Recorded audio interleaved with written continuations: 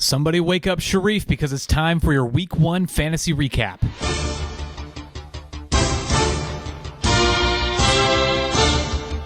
I'm your host and commish, Kent Oglesby.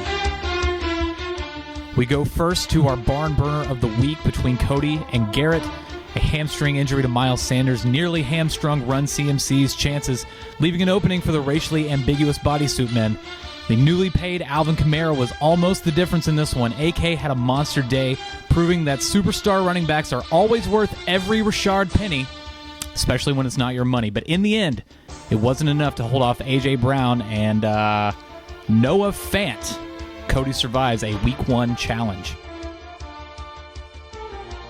We go now to a matchup that proved to be an unnatural disaster between John and Jen. John struggled with some injuries in this week, especially early on, but it didn't matter because this game was Devontae's peak.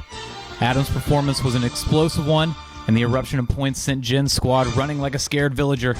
And even though she has Debo on her roster, although currently on IR, Jen is the one who got knocked the fuck out. Better luck next Friday, or Sunday, as it were, because in Week 1, you were our donkey of the week.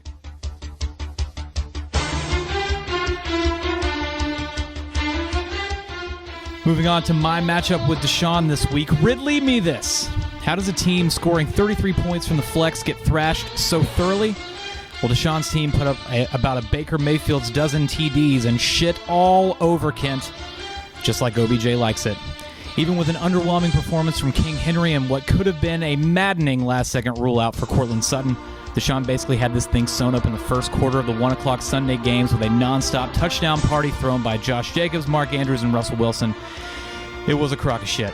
Deshaun rolls, and the Golden Geese are left wondering how to produce golden eggs and not whatever they crapped out this weekend. Honk! This was a fun one. We go now to Sharif and Jesse. They squared off in what was initially billed as the Irrelevance Bowl, but both teams were actually able to manage some points early on out of their washed starters that would have made great teams in 2017. Sharif went with the rare mid-game name change, showing that he actually is an alive person who plays fantasy football in this league, and it may have given his team just enough juice to eke out a win by the slimmest of margins.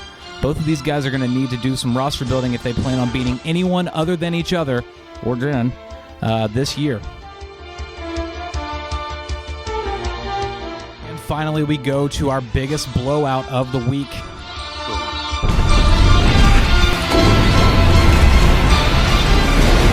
It was touch and go there for Laura at the start of Sunday's game with not KJ, who I assume is just a shadow team run by Cody because we've never met him.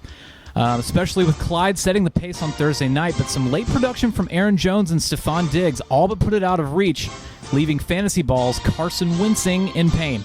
Should have scored DJ more points because not only was this the biggest blowout of the week, but Laura was also able to earn this week's honors of highest scorer of the week. And I'm not thinking. Yes! Let's settle down, my sweet summer's child. You'll face a tougher opponent in Week 2. That's it for our Week 1 matchup, everybody. Have a great week. Better luck in Week 2, and suck a dick, dumb shits.